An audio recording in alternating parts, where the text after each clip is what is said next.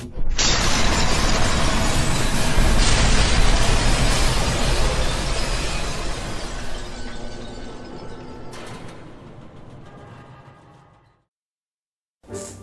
guys, Aceface here, back with another tuning video for you, and this is another video from my series on my journey to Throne of Skulls 2014, the March one. Now, what we're going to talk about today, well, I thought we'd just pretty much go over the premise of Throne of Skulls for those people who haven't sort of heard of it or don't understand it fully. So it's Games Workshop's official tournament. Now they run these, they used to run them once or twice a year, now they run them sort of every couple of months.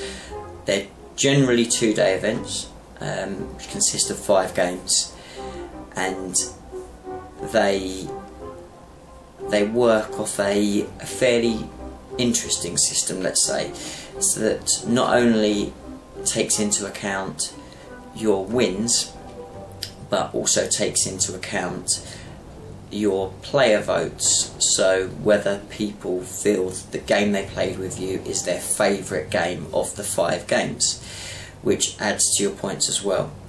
On top of that, there is kind of almost a grouping where they group each race, each army, so that you can also win your best race, and then from the actual race or army itself they generate an average of how well that whole army does, depending on how well you did within that and how well that army performed as a whole. That then gives you additional points or takes your points down, which then goes towards your total score. Now, I don't know whether that makes a lot of sense, but basically in a nutshell the way it works is it tries to take a lot of things into account. So one, it takes into account how well you do generally, so whether you win, lose or draw, you know. So yeah, that's very important as always, and it should be in a tournament. But two, what it also takes into account is it takes into account the army that you're taking. So i.e., if you're taking an army that's not particularly used massively, is considered as an underpowered army, then potentially if you do well with that, that will improve your score.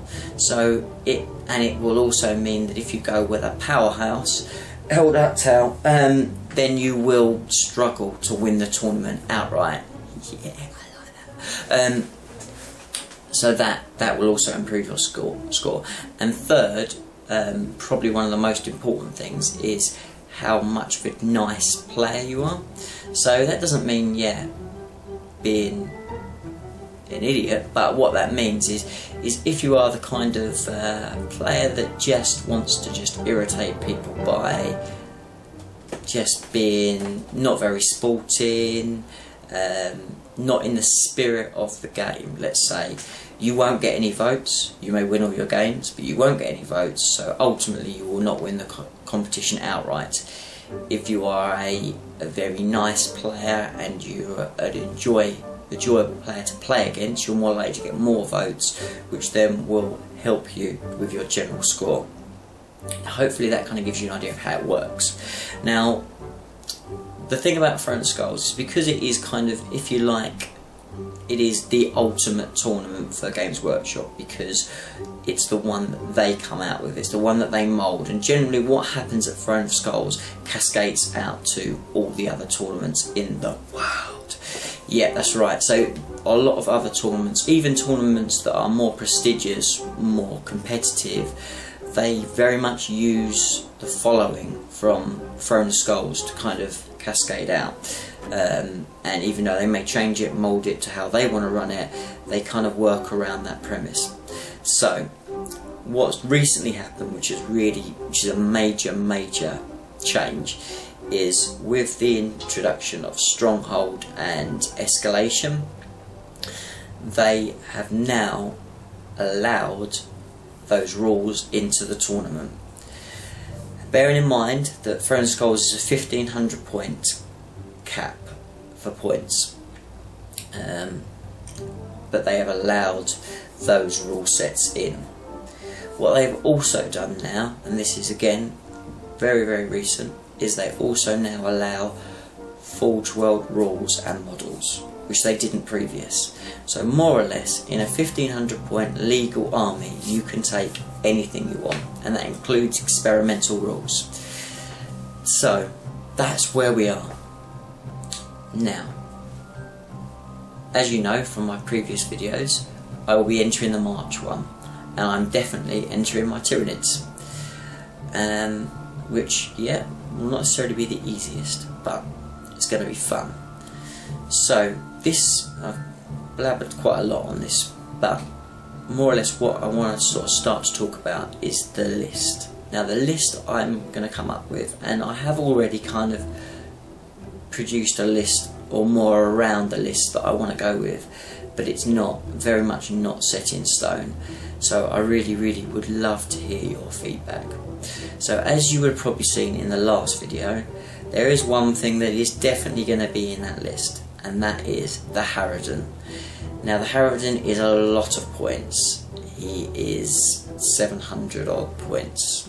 Yeah, look it up if you don't know. But yeah, he's a lot of points, and he is my God of War. So he will fill that spot, which means if you think about 1500 points, I have very little more points to play around with. But the reason why I'm going for him is a few things. One, in Throne of Skulls, because now the floodgates have opened to super heavies and to whatever you want, there's going to be, and this is just a guess, but there has been one Throne of Skulls since these rules have come up. This will be very much the experimental time. So a lot of people will want to play with their new exciting toys. That's going to happen. So you're going to get Titans, they're going to come out. So because of that, I want to bring a super heavy myself. I want to represent the Tyranids with a super heavy. So that's why I'm going to take the Harridan. So this is what I want to kind of leave you with today. So I'm going to take the Harridan. He's in the list. So what I'd love to know, and please do comment and let me know what you think. How do I build my list around the Harridan? What do I bring? How do I create that army? How is that going to fill all the criteria I need to be a competitive list? And just so if you haven't seen my videos before, and the way that I've been successful in tournaments is I don't play the conventional cover all your bases, troops choices, just be clever. The way I like to play is all or nothing. I like to be very aggressive, and I like to dominate an opponent and just be completely in their face, contest things, take first blood, kill warlords. That's generally how I like to win my games, and ultimately the aim is always to table with me, and that's the way that I play. So if you take that into account, and you're taking into account the fact I'm going to take Harridan, I'd love to know what it is you think that I should take. So please do comment, subscribe. I'll be back with another video soon. I think this has run on for long enough, so I'm going to cut it there. Thanks guys for watching. Please do comment, like and subscribe. It helps me loads and it's amazing. So thanks guys, and I'll see you in the next video. Take care now. Bye.